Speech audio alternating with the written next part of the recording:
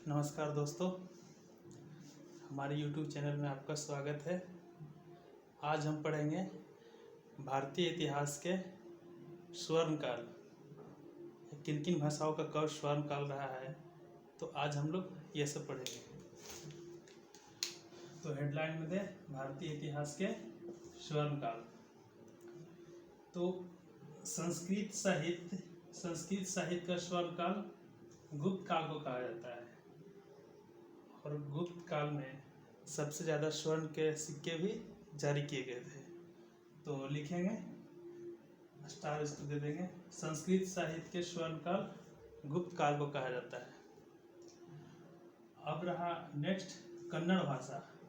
तो कन्नड़ भाषा का स्वर्ण काल राष्ट्रकूट काल को कहा जाता है।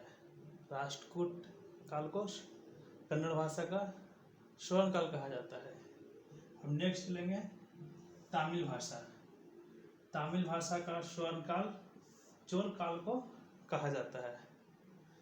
चोल काल को कहा जाता है।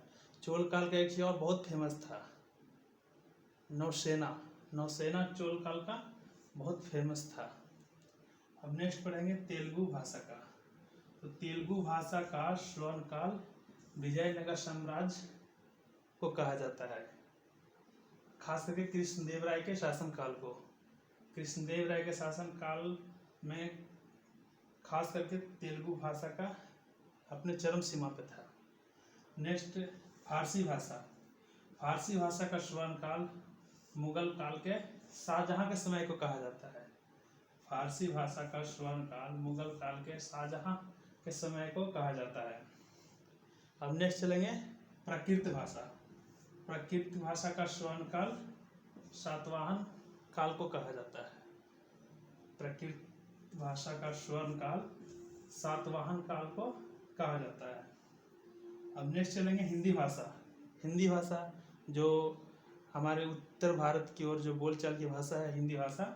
तो हिंदी भाषा का स्वर्ण काल मुगल काल को, खास करके अकबर के समय को कहा जाता है, क्योंकि उस समय अकबर के समय में बीरबल, जिसे महेश दास भी कहा जाता है, जैसे महान कवि थे। तो हिंदी भाषा का स्वर्ण काल मुगल काल अकबर के समय को कहा जाता है। नेक्स्ट चलेंगे चित्रकला। चित्रकला का स्वर्ण काल मुगल काल के जहांगीर के समय को कहा जाता है। मंसूरी नाम का चित्रकार जो जहांगीर के दरबार में ही रहते थे, तो कहेंगे चित्रकला का स्वर्ण काल मुगल काल के जहांगीर के समय को कहा जाता है। अब चलेंगे, सबसे इम्पोर्टेंट बात है स्थापत्य या वास्तुकला का स्वर्ण काल। स्थापत्य या वास्तुकला का स्वर्ण काल। तो वास्तुकला का स्वर्ण काल मुगल काल के समय के शाहजहां के काल को कहा जाता है। शाहजहां थे उस समय, बहुत सारे ऐसे स्थापत्य या वास्तुकला का मतलब प्रदर्शन बहुत ही, ऐसे ताजमहल का निर्माण भी शाहजहां ने ही करवाया था।